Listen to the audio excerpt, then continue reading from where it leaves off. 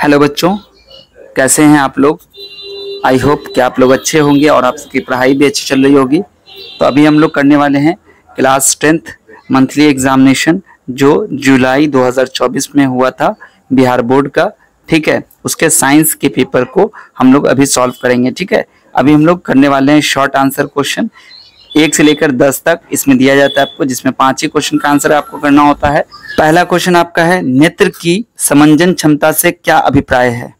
इसका उत्तर लिखिएगा। नेत्र की समंजन क्षमता वह गुण है जिससे आंखें विभिन्न दूरियों पर स्थित वस्तुओं को साफ और स्पष्ट देख पाती हैं।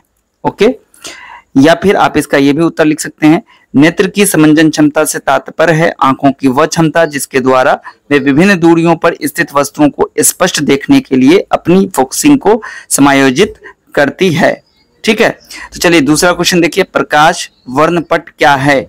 तो इसका उत्तर होगा प्रकाश वर्णपट यानी कि स्पेक्ट्रम वह रंगों का समूह है जो किसी प्रकाश स्रोत से निकलने वाले सफेद प्रकाश को प्रिज्म से गुजारने पर विभिन्न रंगों में विभाजित होकर दिखाई देता है। इसमें लाल, नारंगी, पीला, हरा, नीला और बैंगनी रंग शामिल होते हैं। तो बच्चों ये है तीसरा क्वेश्चन। अब लेंस की क्षमता से आप क्या समझते हैं, इसका मात्रक लिखें।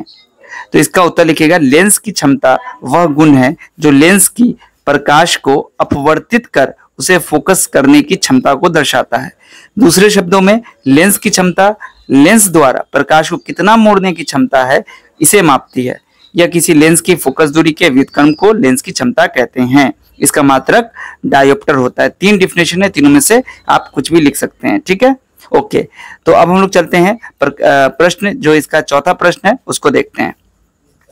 चौथा प्रश्न आपका क्या कहता है, दृष्टि दोष क्या है या कितने प्रकार का होता है। तो इसका उत्तर लिखिएगा, दृष्टि दोष एक ऐसी स्थिति है जिसमें आंखें वस्तुओं को स्पष्ट रूप से नहीं देख पाती।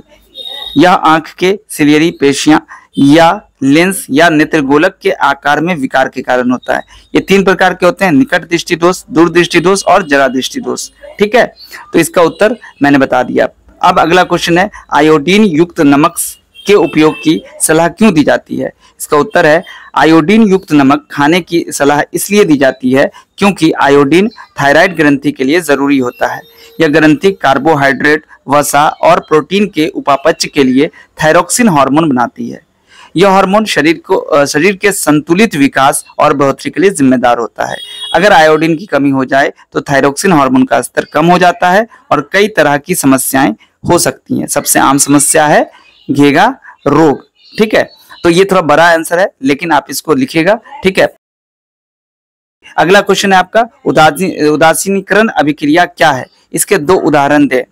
तो इसका उत्तर लिखिएगा, उदासीनीकरण अभिक्रिया जब कोई अम्ल और कोई क्षार आपस में मिलते हैं तो एक दूसरे को निष्क्रिय कर देते हैं। इस प्रक्रिया को उदासीनीकरण अभिक्रिया कहते हैं। इसमें एक नया पदार्थ यानी कि लवण और जल बनता है। ठीक है, उदाहरण इसका 2 है, हाइड्रोक्लोरिक अम्ल यानी कि HCl, इसमें मिलाएंगे हम लोग सोडियम हाइड्रोक्साइड यानी कि NaOH, तो क्या बनेगा, सोडियम क्लोराइड, जो कि एक क्या है, लवण है, और पानी यानी कि H2O बनेगा। दूसरा एग्जांपल है सल्फ्यूरिक अम्ल जो कि एसिड है H2SO4, इसमें एक हम लोग मिलाते हैं क्षार यानी कि NaOH, पोटेशियम हाइड्रोक्साइड, तो क्या बन जाएगा, पोटेशियम सल्फेट यानी कि K2SO4, और पानी बनेगा। ठीक है, यानी कि अम्ल और क्षार मिलाएंगे तो लवण और पानी बनेगा। ठीक है, इसी को हम लोग इस अभिक्रिया को उदासीनीकरण अभिक्रिया कहते हैं।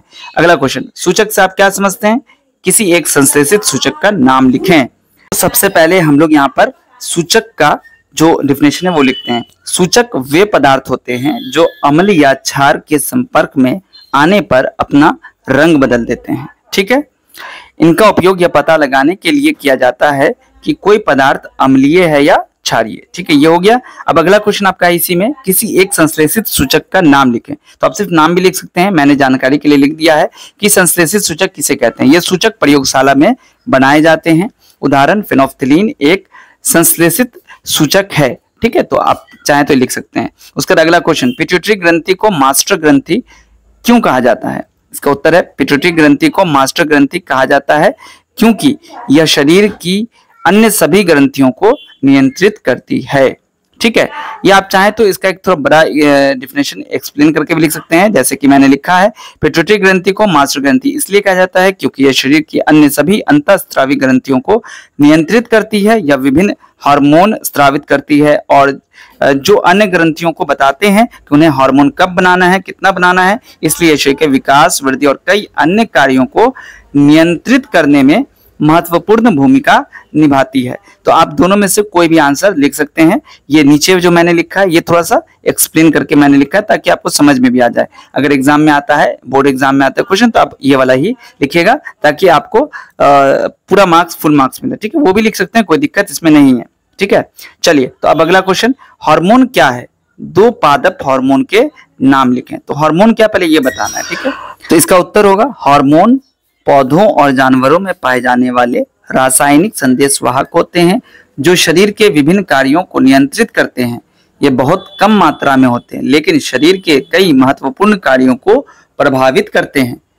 पादप हार्मोन के उदाहरण, ऑक्सिन पौधों की वृद्धि को नियंत्रित करता है, जिब्रेलिन बीजों के अंकुरण और पौधों की लंबाई बढ़ाने में मदद करता है। आपसे सिर्फ नाम कहा गया था, मैंने यहाँ पे फंक्शन बता दिया। अगला क्वेश्चन, तंत्रिका तंत्र के क्या कार्य हैं?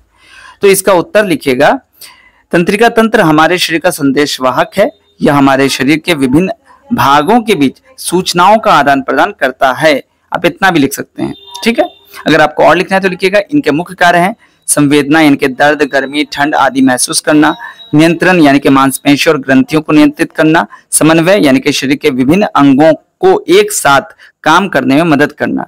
सरल शब्दों में आप लिख सकते हैं, तंत्रिका तंत्र हमारे शरीर को नियंत्रित करता है और विभिन्न अंगों को एक साथ काम करने में मदद करता है। तो बच्चों मैंने आपको 10 क्वेश्चन का आंसर बता दिया है। आई होप कि आपको इससे बहुत ही ज़्यादा फायदा मिला होगा। ठीक है, आपको आंसर भी मिले होंगे और आपको बहुत सारी जानकारी भी मिली होगी। तो अपने सभी दोस्तों के साथ इस वीडियो के लिंक को शेयर कर दीजिए। वीडियो को लाइक नहीं किया तो लाइक कर दीजिएगा, चैनल को सब्सक्राइब कर लीजिए, और आपको किस पेपर का सॉल्यूशन चाहिए आप मुझे कमेंट करके बता सकते हैं। मिलता हूँ फिर आपसे अगली वीडियो में, तब तक आप सब अपना ध्यान रखिए। वीडियो देखने के लिए आप सभी बच्चों का बहुत बहुत शुक्रिया।